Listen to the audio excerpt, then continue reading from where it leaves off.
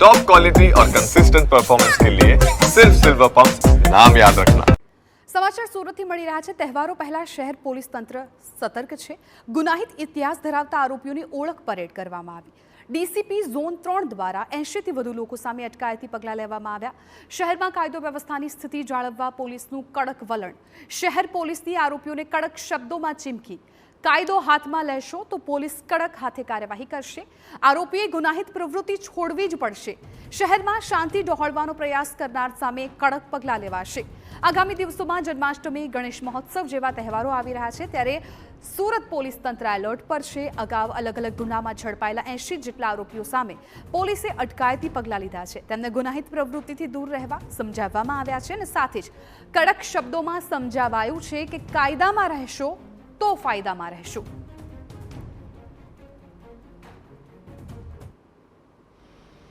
સામે જે તહેવારો આવી રહ્યા છે અને ગુનેગારો ઉપર અંકુશ મેળવવા માટે આખરે પોલીસે કમર કસી છે।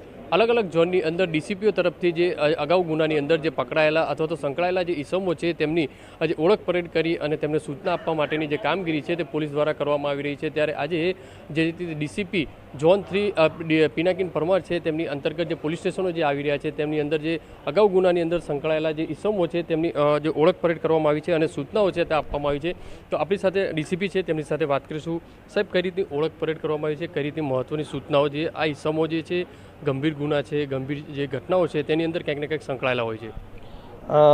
આજે ઝોન 3 વિસ્તારનો ઈ ડિવિઝન છે, જેના 3 પોલીસ સ્ટેશનના, જેમાં શરીર સંબંધી જે ગુના કરેલા હોય એવા આરોપીઓ, હિસ્ટ્રી શીટર છે, તડીપાર થયેલા છે, એનડીપીએસના આરોપીઓ છે, આવા વિવિધ હેડ હેઠળના જે આરોપીઓ છે તેમને આજે ભેગા કરવામાં આવેલા છે અને 80 કરતાં વધારે આરોપીઓને આજે અમે એક સાથે અટકાયતી પગલાં લેનાર છે। જેનું મેઇન રીઝન છે કે હવે નજીકના ભવિષ્યમાં વિવિધ તહેવારોનું સેલિબ્રેશન સુરત સિટીમાં ચાલનાર છે, તો શહેરની અંદર લો એન્ડ ઓર્ડરની પરિસ્થિતિ જળવાય તે માટે આવા જે આરોપીઓ છે તેમને આજે અટકાયતી પગલાં લેવામાં આવે છે। આ સાથે અમને ભેગા કરીને તેમને સ્પષ્ટ સૂચના આપવામાં આવેલી છે કે તેઓ આ ક્રિમિનલ દુનિયા છે એમને છોડવી પડશે અને જો હવે પછી કોઈપણ જાતનો તેઓ ગુનો આચરશે તો તેની સામે પોલીસ વધારે કડક પગલાં તેમની સામે લેશે અને ભવિષ્યની અંદર તે લોકોને કોઈ મેઇન સ્ટ્રીમમાં આવવામાં જો કદાચ જરૂર પડે અને પોલીસની કોઈ મદદની જરૂર હોય તો પોલીસ પણ એ બાબતે એમને સાથ સહકાર આપવા તૈયાર છે, પરંતુ તે લોકોએ કોઈપણ સંજોગોમાં આ ક્રિમિનલ દુનિયા છોડવી પડશે। એ લોકો કાયદામાં રહેશે તો જ ફાયદામાં રહેશે।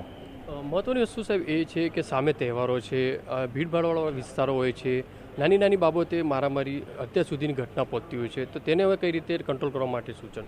આ લોકોને એ વસ્તુ સમજાવવામાં આવેલી છે કે નાની નાની વસ્તુઓની અંદર જે લોકો કાયદો હાથમાં લઈ લે છે, જેના ગંભીર પરિણામો તેમને તથા તેમના ફેમિલીને અને બધાએ ભોગવવા પડતા હોય છે, આ વસ્તુ એ લોકોને ખબર પડી જ ગયેલી છે, પણ વધુ એ લોકોને ઊંડાણપૂર્વક સમજાવવામાં આવેલું છે કે ભાઈ આ જે ક્રિમિનલ દુનિયા એ લોકો છોડશે તો જ એ લોકોને ફાયદામાં રહેશે અને તેમના પરિવાર અને એ લોકો આ બધી જે એના કોન્સિક્વન્સીસ આવે છે તેનાથી બચી શકશે। એટલે એ લોકોને સ્પષ્ટ શબ્દોમાં આજે અટકાયતી પગલાં તો લેશું જ, પણ સાથે સ્પષ્ટ શબ્દમાં સૂચનાઓ પણ અમે આપેલી છે।